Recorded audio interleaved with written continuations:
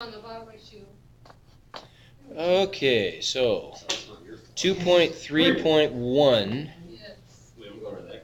No, It was like, yeah. wait, no, you're on 2.3 part 3 or part Just 1? take the I'm middle. on 2.3 part 3 right now. Wait, say that Well, again? one of the ones on 2.3 part 1, I couldn't get, Oh. and it was Wait, level okay. 1. You better say that again. Oops, gotta turn that on, don't I? Okay. Sorry, I'm such distraction. What am I doing? Okay, so this is the one, oh yeah. So this is the one, this is quotient rule problem. Quotient rule problem, okay? That's not the one.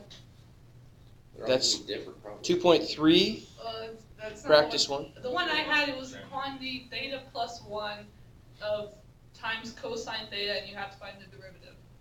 And I couldn't get the right answer, so like. Really? That was like part 2. That's part 2. No, it's part 1. I think I had it on part 2. And I'm pretty sure it's. I think I know what you're talking about because I think I looked at it and said, haha, I don't know that, and then quit. Let's, It's not. because these should be, It's part, I'm pretty sure it's part 1. Go to part 2. It's part 1. Okay, fine, go to part 2. I'll do this. I think it's part 2, because I think they're all pretty much the same. You guys all have pretty much the same. You're the- no, you're there.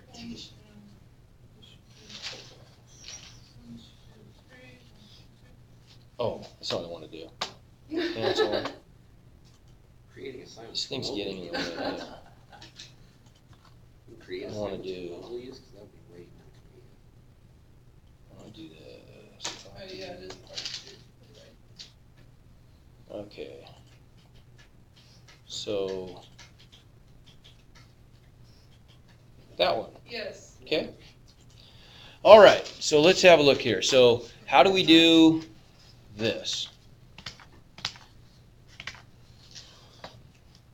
Okay. So this is that's the answer. But let's see why that's the answer. Which one is that? 2.3 part 2. Part 2. Yeah. So if f of theta equals theta plus 1 cosine theta, and we want to take that derivative. Okay, remember now, we've got to look at the outermost level, what kind of a rule are we going to have to apply here? Is it the product? It's product, isn't it? I've got a product of two things. I've got two factors, right? There's a factor, and there's. I would just multiply through and then I would write it. You could. Really? You could just multiply through, distribute the cosine theta, and then use the product rule and do it that way. If you want to, it's fine. That's a perfectly good option, okay? But, thank you, sir. Yep. So if you want to grab a Chromebook now to look at your assignment and see where you have Can you grab me questions. one? You- Thank you. Thanks.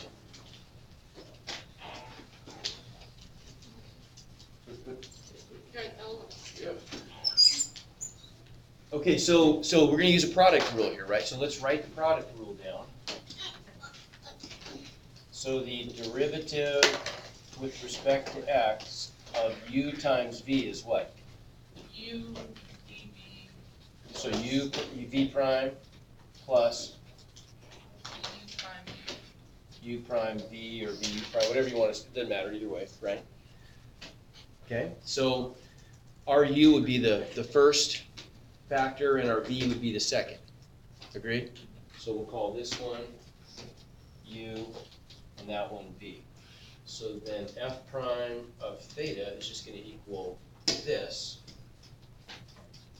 u times v prime. What's the derivative of cosine theta? negative sign. Okay. Okay. Plus v times du. What's the derivative of theta plus 1? 1. 1, right? Derivative of theta with respect to theta is 1. Derivative of 1, its constant, is 0.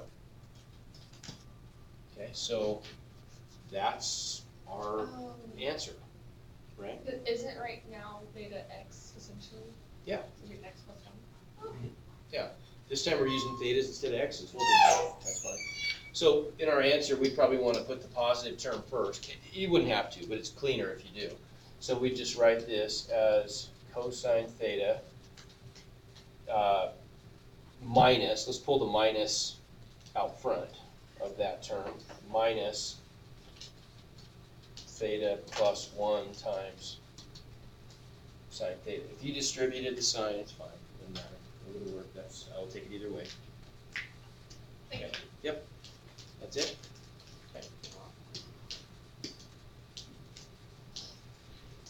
Okay. Others on this assignment you want to look at, if I just zip through it. Yeah, for sure. Okay, well this is not, I don't want to show.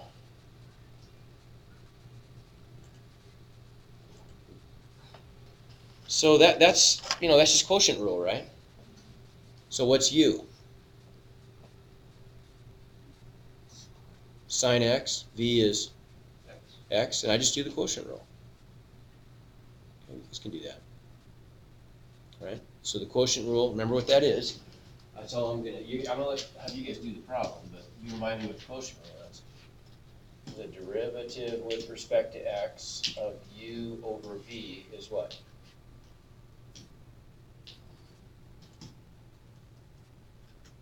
It's low d high minus high d low, right? So low d high minus high, oops, d low over bottom squared. It's in your book. That's the quotient rule. Okay? We can go through a couple sample problems if you want to. Just want to see where people are having issues. So same kind of thing there. Different u. Okay, this one's a little tricky, I'll admit. This one's a little tricky. Okay, how about if I tell you some trig identities you might want to use here? So on this one, okay, so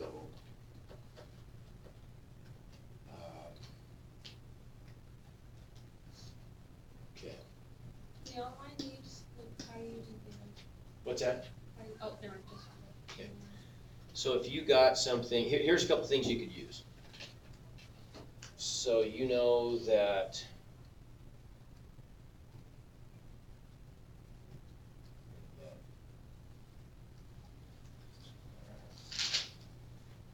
okay. So you know this. You know that, for example, cosine squared x minus sine squared x equals cosine 2x, right? And you know that 2 sine x cosine x equals sine 2x. Okay. Those might be helpful. Hint, hint, hint. Just one of them. Okay. To get the right answer. Okay. All right. Next. Oops. So, Yeah. when you have when you want to write average velocity, when you want to write average velocity, don't you write v with the vector? Yeah. So where are they? Which question's that on? It's, Is that on part 3 or something? yeah. Okay. So I'm just just for my notes, you write it Yeah. It would be a bar. A bar means an average one. Yeah. So, same kind of a thing, only this time the quotient, the denominator's got a 1 plus cosine in it, right? You're just gonna follow that rule, that's all. Okay, what about this?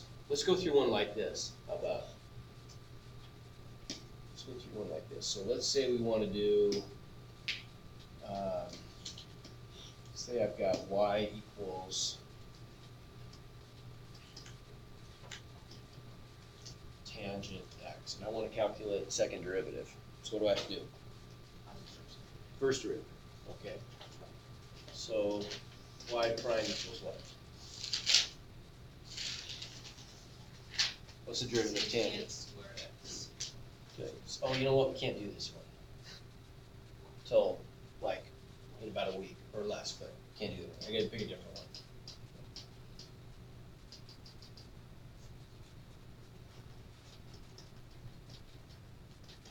so now what's y prime?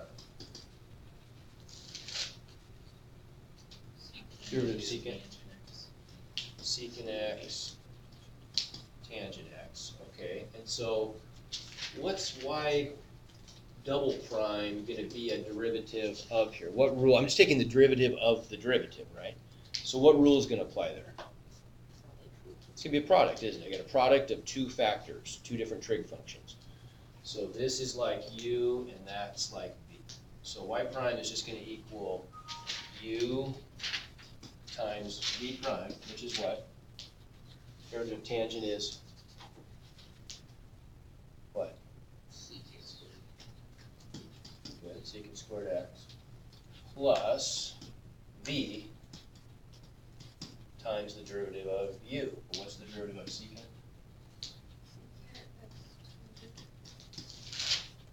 Okay, so that's my answer right there. So I could write it as, I could write this as, what's secant times secant squared? Secant cubed plus secant x tangent squared x. Could do that. Okay. Or if I want to, I could factor out a secant, but don't really ask you to, so that should be fine. Okay.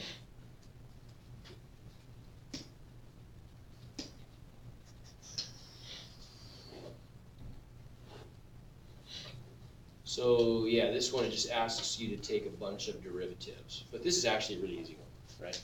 If you're taking successive derivatives, each time, like the second derivative is just the derivative of the first derivative, third derivative is the derivative of the second derivative, etc. Right? That's all you're doing. Okay. Fine.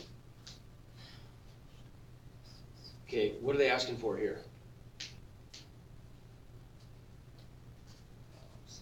The second derivative, yeah. Okay. This maybe is worth talking about a little bit because there's something we could do to make this easier. Do I want to use quotient rule? I don't, right? Quotient rule is somewhat hard. We don't really want to use quotient rule if we can avoid it. How could I rewrite the original function or pre-write it so I don't have to? You just do Break it up v, in v, pieces. you just have v, v, x. Or x over 1. X, 1 over x. 1 over, right. I could split this into separate fractions, right? I could split the denominator and write this as x squared over x plus 2x over x minus 1 over x. I don't even think you need to necessarily show that step, right? What do you get for each of these terms when simplified? First one is x, second one is 2, third one is x to the negative 1, right? Now it's pretty easy. Now we can just do those, we can differentiate term by term, and each derivative is pretty simple. Okay. And then whatever outcome I get from that, I'll just differentiate again. Okay. All right.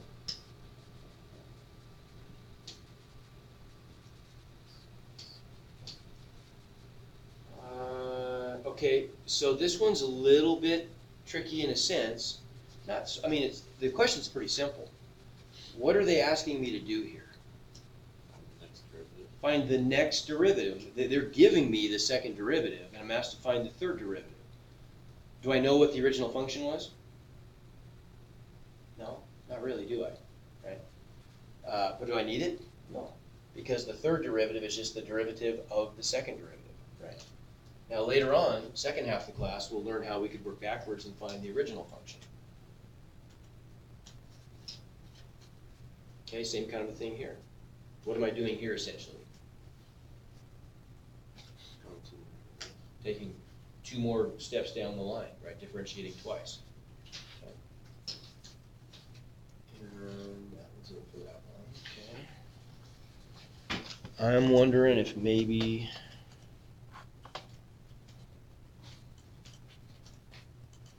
looking at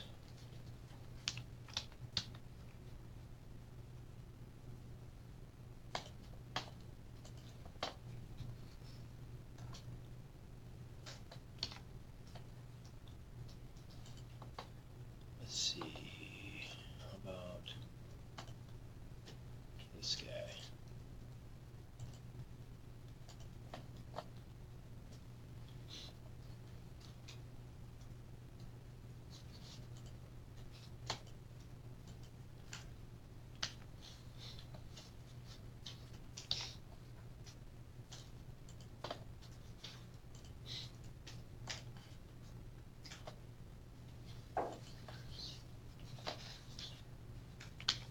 Oops. Okay, what about something like this? So they're telling us that a body is, can I not size that? Oh, what's this term?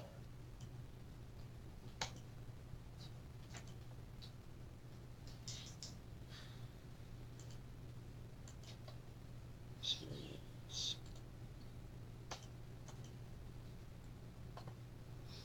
Okay.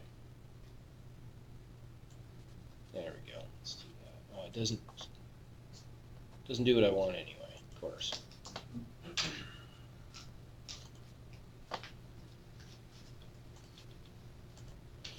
Okay, so a body is moving in simple harmonic motion with position function s equals f of t, where position is measured in meters, t in seconds. Find the body's velocity, speed, and acceleration at time t equals pi thirds. Okay, so this requires, this is just a little bit of physics stuff, and so we need to probably talk maybe a little more about this. So how are we going to do this? If we know that our position function, if the position function is s of t equals 1 minus 7 sine t, then how do we define velocity? What did we say about velocity? We talked about this, right? Velocity is the Derivative of that, right. Okay, so did we talk about that, right? Yeah, okay. So v of t is just s prime of t. Well, what's that going to be? I can just differentiate term by term. Derivative of 1 is 0. I'm going to get my negative 7 out front of the derivative of sine t. What's the derivative of sine t? So there's velocity, right? Okay. They want us to actually evaluate the velocity function at t equals pi fourths. So what would I do? Well, again, pi fourths, right? Okay, what about, they're going to ask then also for acceleration, I believe. So what's acceleration? Derivative of velocity. That's the same as v prime, or if I want to think of it this way, it's s double prime. So that's going to give me my negative 7 times the derivative of cosine t. What's the derivative of cosine? negative sign. So that simplifies negative times negative is positive, and that's my acceleration function. I could evaluate that also, right? Now, speed and velocity. This is kind of a physics issue, but I want you guys to know a little physics, even if you're not in physics class. Physics is awesome, and you got to know a little bit about it. So, what's the difference between velocity and speed? Velocity and direction. Velocity has direction, so velocity could be negative, right? If we're talking about velocity along a line, let's say that's the positive x direction, then real quick, if I'm walking in this direction at 1 meter per second, then my velocity is positive 1 meter per second, right? But if I'm walking backwards in the negative direction, now my velocity is negative 1 meter per second, okay?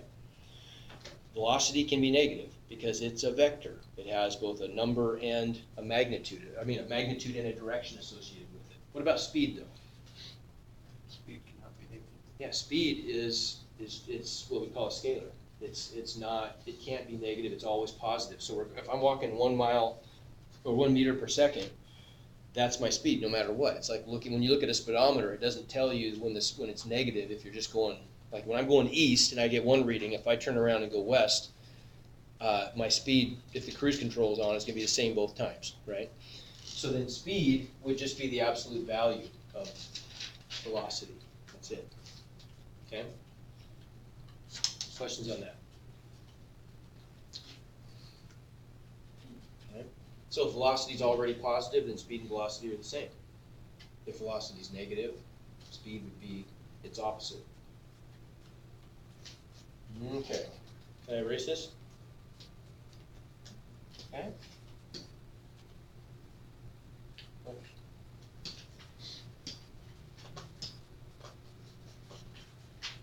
Okay, what about this?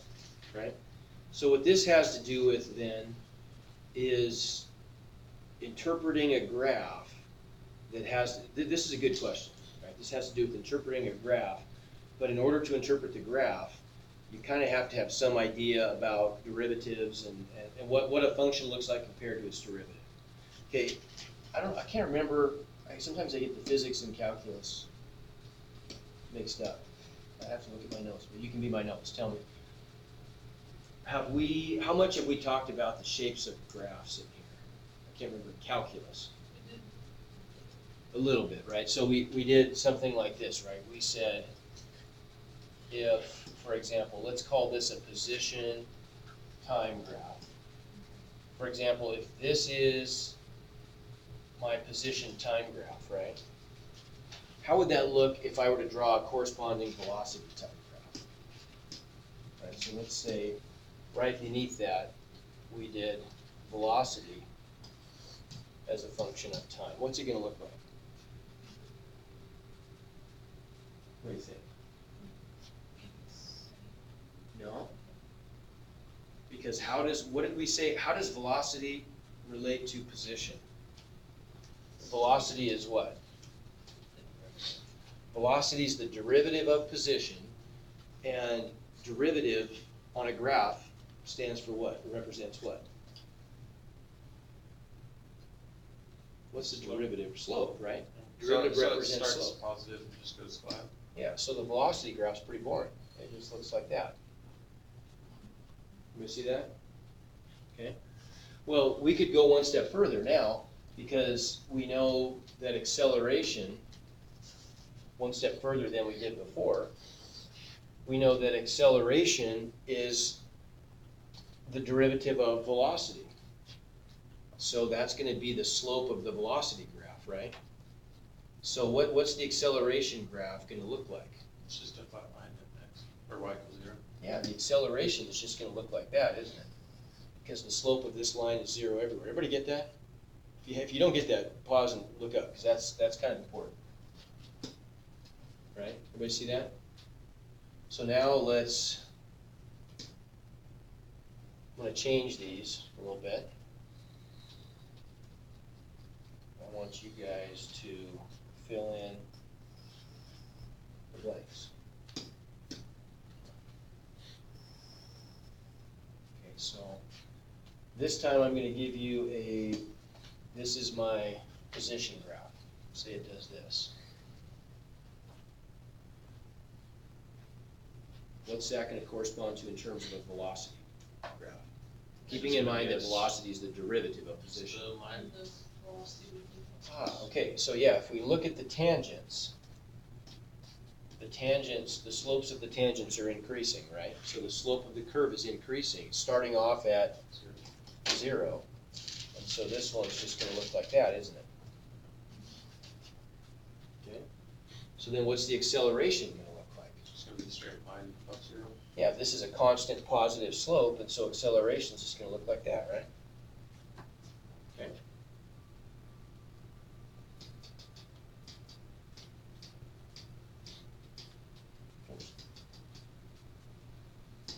Okay, another one. What if we did, this I'm gonna start in the middle. Let's say we do this.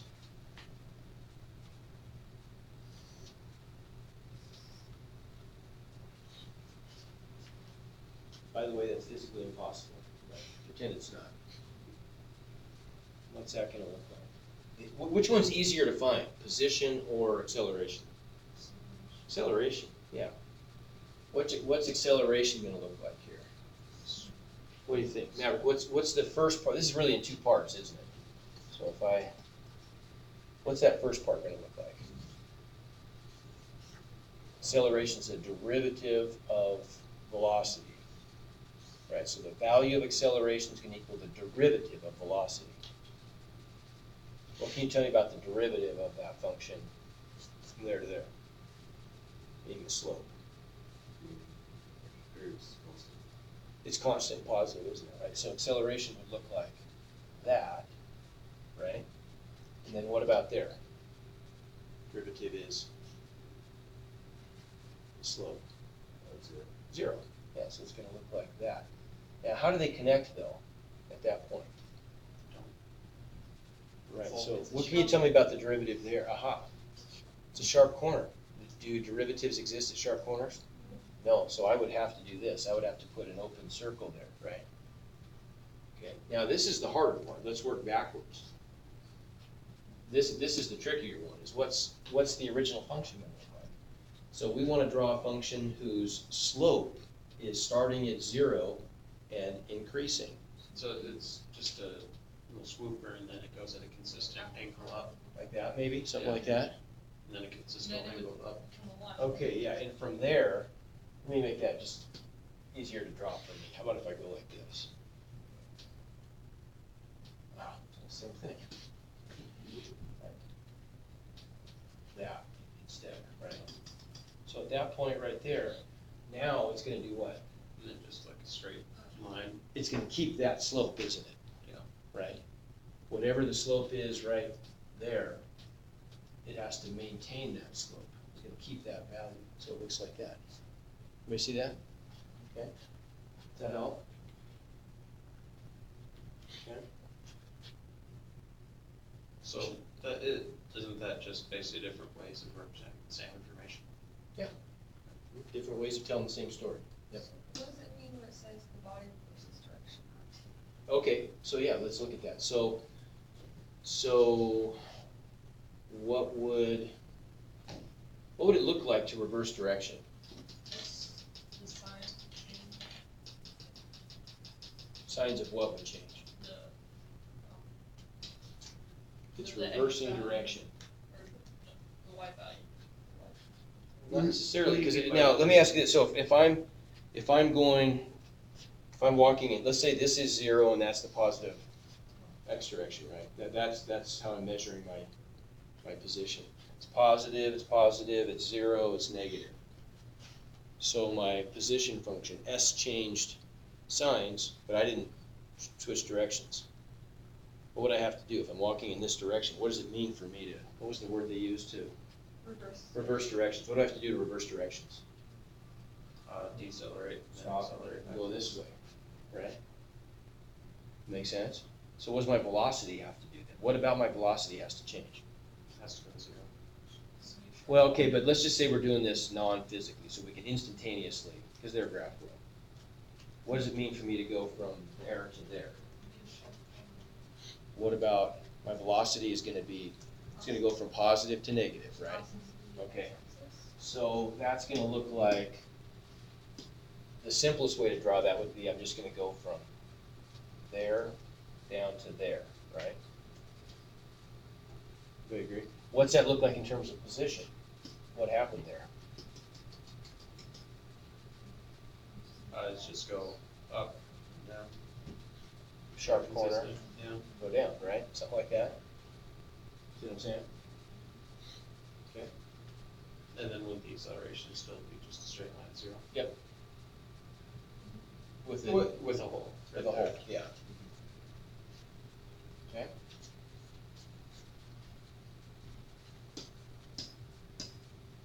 Okay, makes sense? And they're giving it, this is the velocity graph, right? So where did on this graph up here, when did I reverse direction? At, Well, What is that? between That's- 4 and 6. yeah, well, that's a weird interval, isn't it? What in the world? That's a 4. Looks like a 1. Yeah, it's 4. So Oh. at 5, I was looking, that was a 1. So at 5, right? At 5 is where I went from moving in my velocity went from being positive to being negative, right? And then again at 7. In real life, you can never have actual corners like that, though, right? Right. Like any of those corners. Well, no. Even Right. if you're a robot, you wouldn't be able to. You could, right, exactly. Yeah, make sense? Okay. Same kind of thing here. So here's the function, just giving you position function. You gotta take some derivatives, get velocity and acceleration, answer some questions. These are great questions. Just gives you guys a little physics So experience. velocity is the derivative of once. Of- Acceleration is of this, of. Yeah, it would be first the one. derivative twice, second derivative. And acceleration would be the second derivative. Yep. And then speed would be the absolute value of Of, the velocity. of velocity, that's it. Going down to. You got it. Rotary. All right, good stuff. Keep working. I'm gonna start going, I'll put up a practice test tomorrow. We're just gonna take it kind of a relatively simple